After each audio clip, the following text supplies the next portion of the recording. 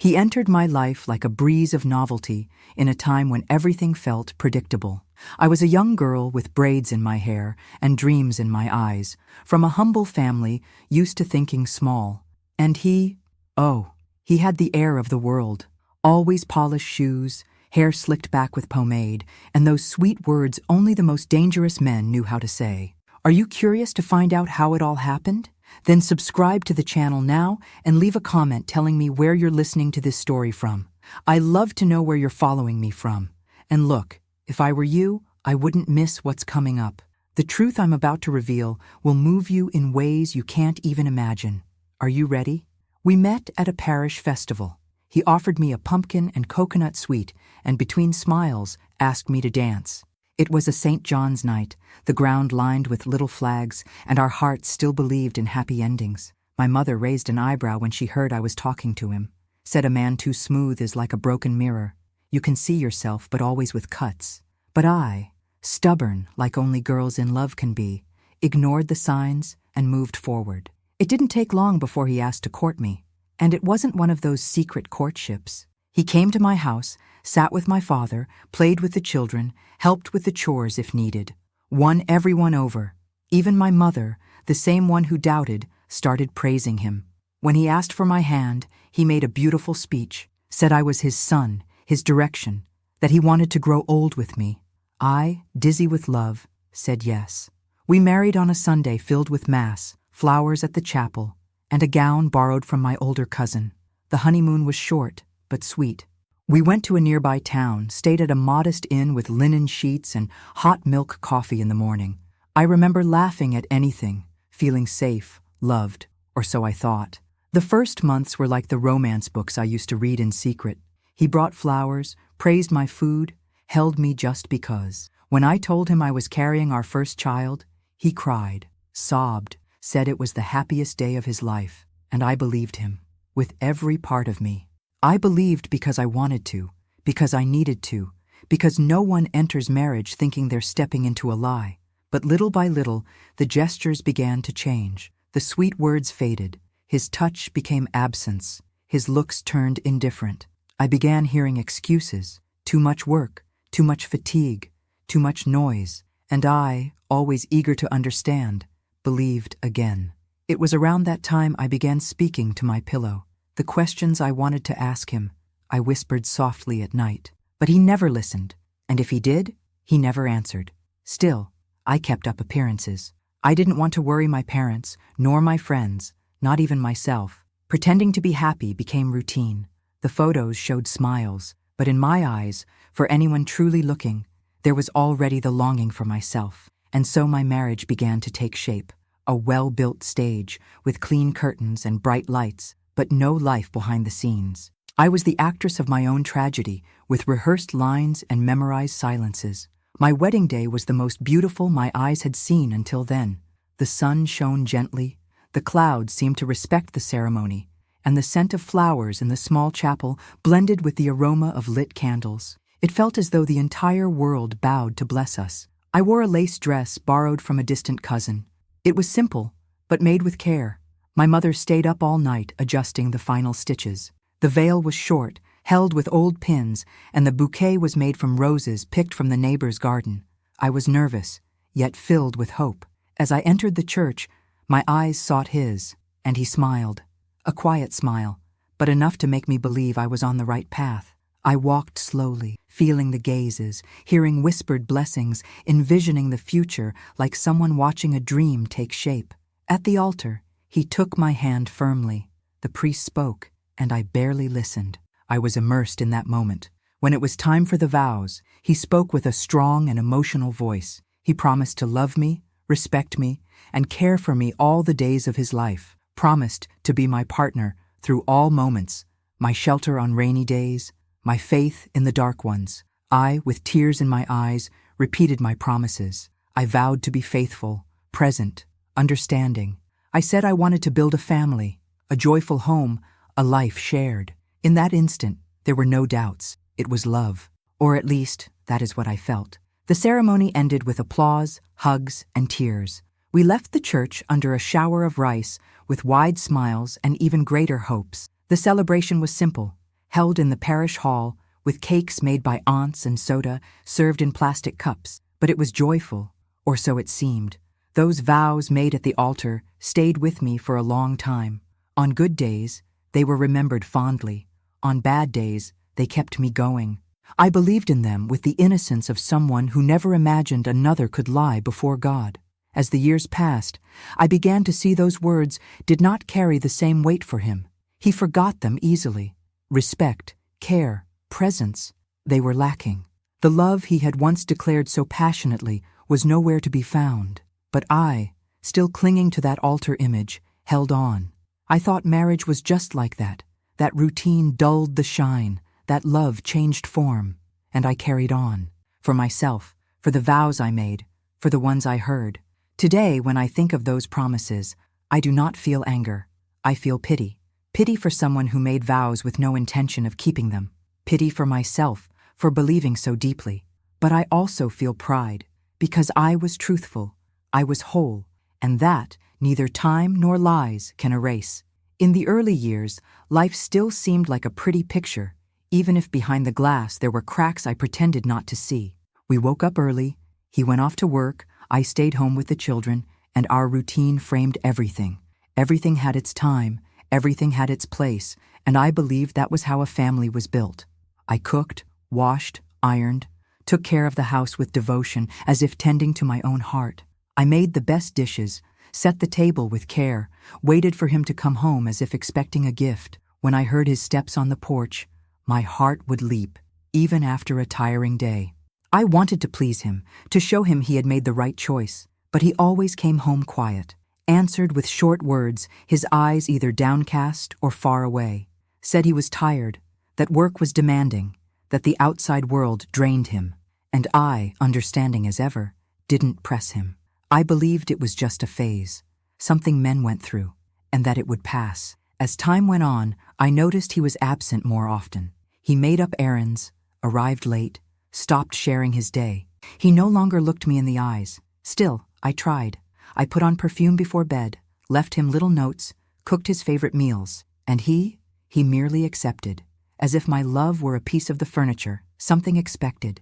We had children, blessings that filled the house with noise and joy. I gave my all, slept little, ate in a rush, but I did not complain.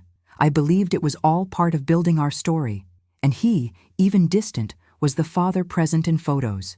Never missed school plays, but didn't know the teachers' names, brought toys, but didn't listen to the tales. I felt lonely, but told myself it was normal, that many women live like this, that marriage goes through phases, and the passion of the beginning gives way to companionship. But my companionship was with silence. I cried many nights, quietly, afraid of waking the children, ashamed of feeling needy.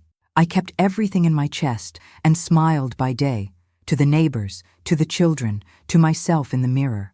My friends would ask how I endured it, and I would say he was hard-working, that we never lacked anything. It was my way of justifying what I could not explain. Because betrayal is not always of the body.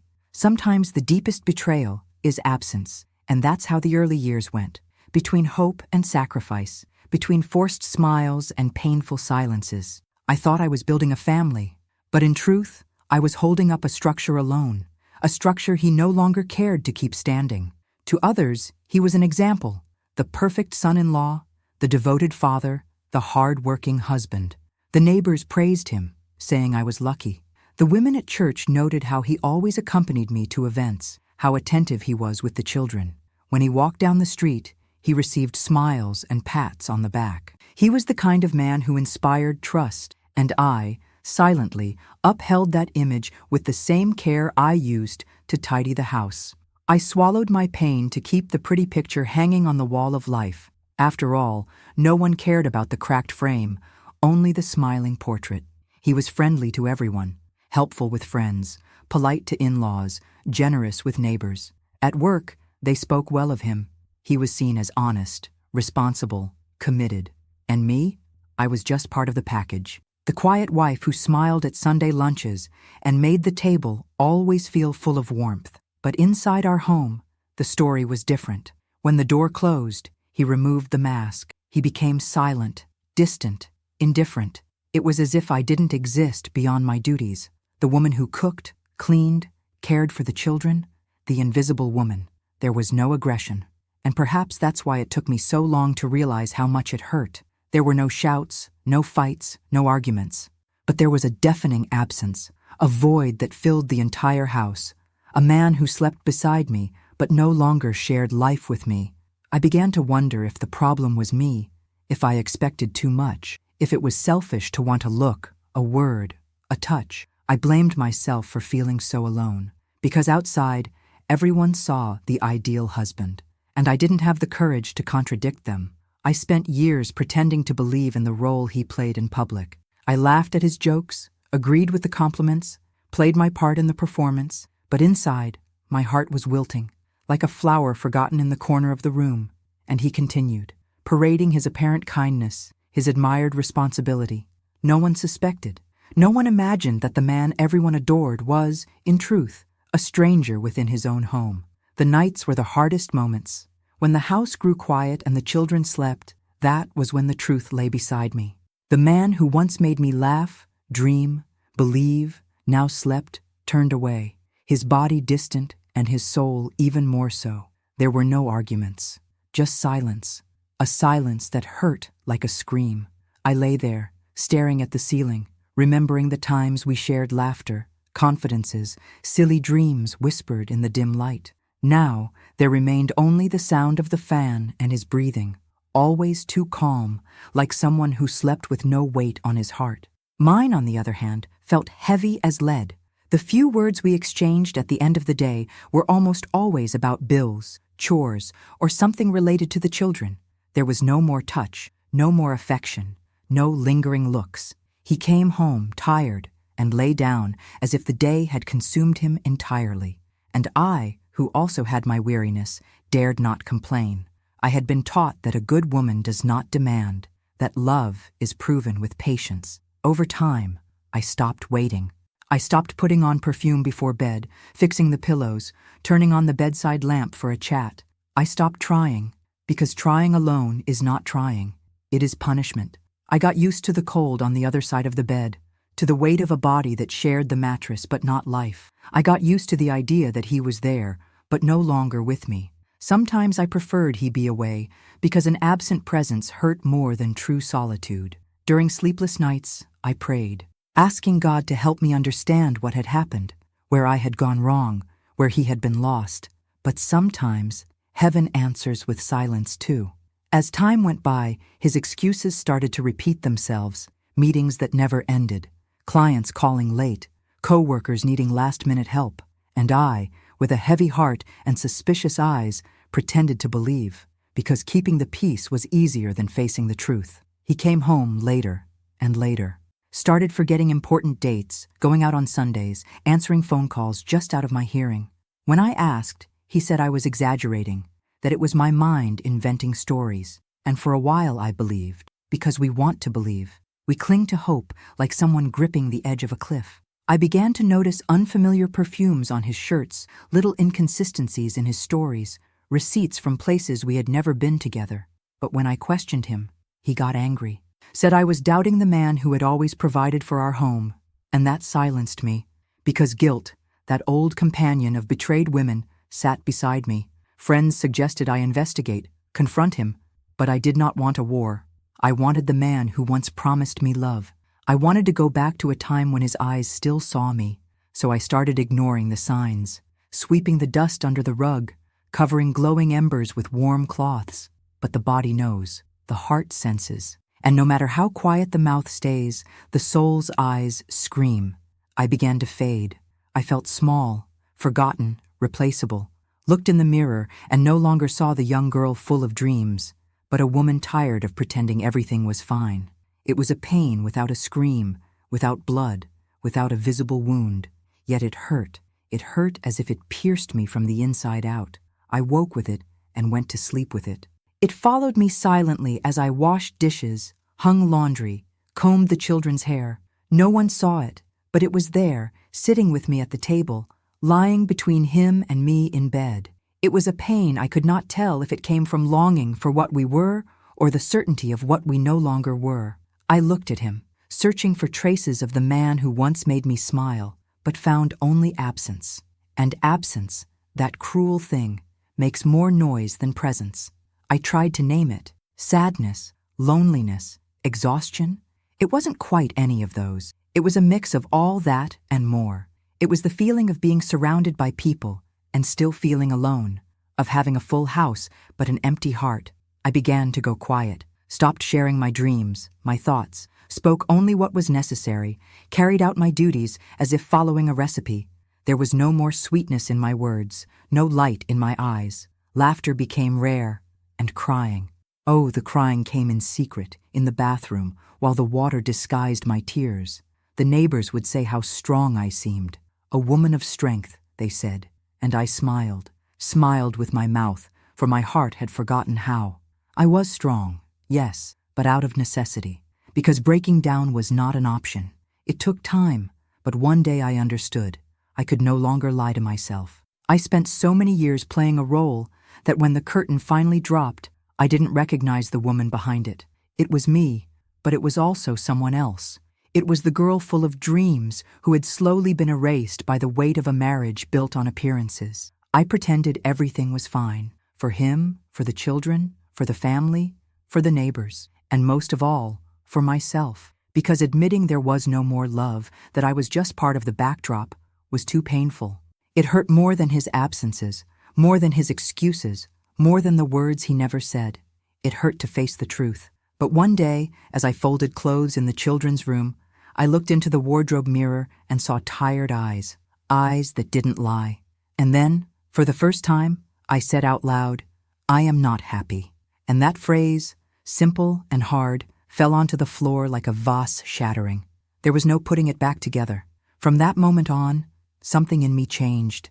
It didn't happen overnight. I didn't leave. I didn't cause a scene. But I began to take care of myself. I started looking at myself with more kindness, listening to my own voice, remembering what I loved before I gave myself up. I returned to small pleasures, a hot coffee in the afternoon, an old song on the radio, a book in silence. He didn't notice right away.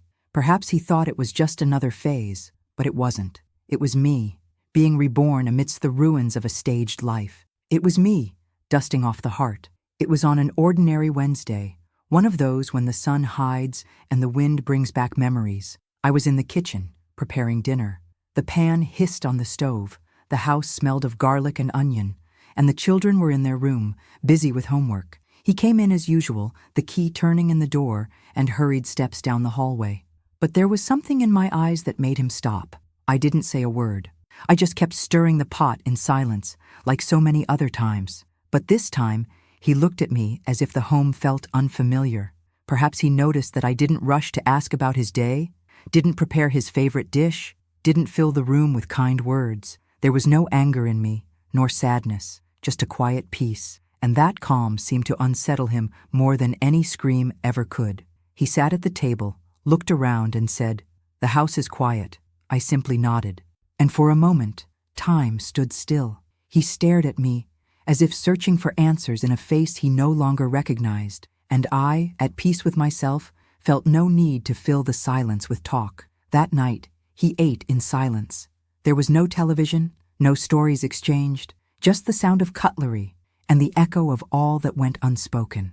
At the end, he looked at me and said, "You seem different." And I smiled, not with my lips, but with my soul. Because yes, I was different. I had changed, but not for him. Some say that without love, one cannot live, that the heart withers, that life loses color. But I learned, through slow days and cold nights, that we learn to live even with a broken heart. We learn to find meaning in small things, even when love no longer lives beside us. I didn't leave. I didn't pack my bags, didn't slam doors, didn't abandon my duties. But inside, I chose a different path, a path where I was the priority, quietly. I began to live for myself, for my dreams, for the children. The love I once had, the one that was full of giving, turned into resistance. And later, it became freedom. I woke every day with the same routine, coffee in the cup, bread on the table, children running about. But something in me had shifted. I no longer waited for a kiss, no longer felt sorrow in the silence, no longer ached at his indifference. He remained the same. But I was no longer the woman who begged for attention with her eyes. I started caring for myself. Little things, a new skirt, a forgotten lipstick, a quiet stroll to the market. Simple things, but they reminded me that I existed, that behind the wife, the mother, the homemaker, there was still a living woman. He didn't understand. He asked what was happening, why I seemed different, and I smiled, because for the first time, I didn't need to explain, because finally, I was living. And living, even without his love, was better than surviving on crumbs of affection. Solitude, once feared, came to be understood. After keeping me company for so long, it stopped being a stranger. It became a confidant, a mirror, a silence that embraced. And I don't speak of that weeping, sorrowful loneliness. I speak of the serene kind, the one that taught me to hear my thoughts, to like the sound of my own voice, to honor my own rhythm. In time, I discovered that being alone is not the same as being lonely.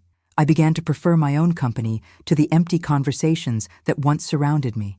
I often sat at the table with just one plate, one glass, and a book, and it was enough. I started going for walks with no hurry, watching the wind in the leaves, the scent of the evening air, small details I once missed, too busy pretending to be happy. The children were growing up, and I no longer wished to teach that a life shared must be endured.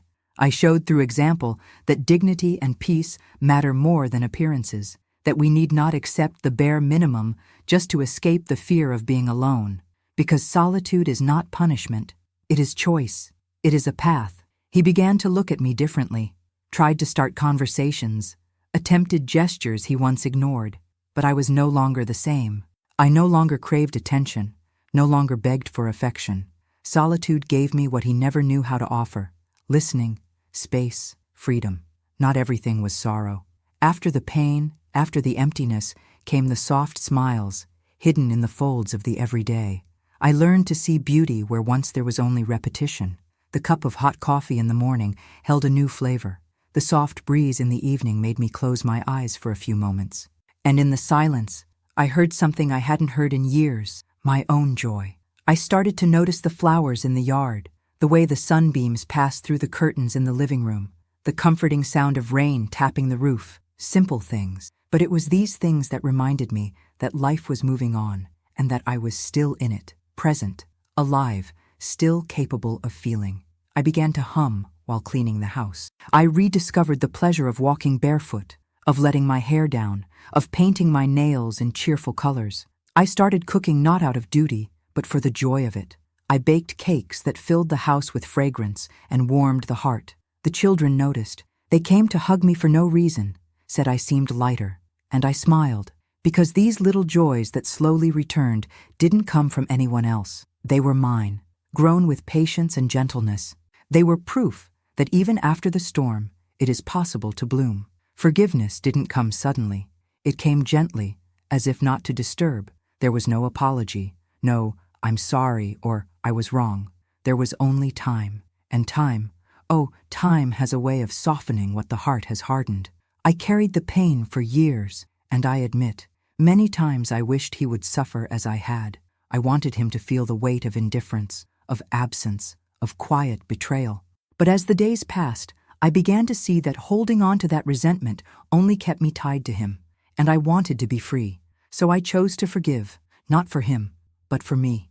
Because my heart had taken too many blows. It had cried enough. It was time to soothe the wounds, to let them heal without tearing the scabs open each day. Forgiveness came on an ordinary day, no special date. I was sitting in the yard, watching the leaves fall from the trees, and I realized it no longer hurt. There was no anger, only a serene emptiness, almost tender, and in that moment I knew I had forgiven. He never knew. He never asked, maybe never even realized I needed to.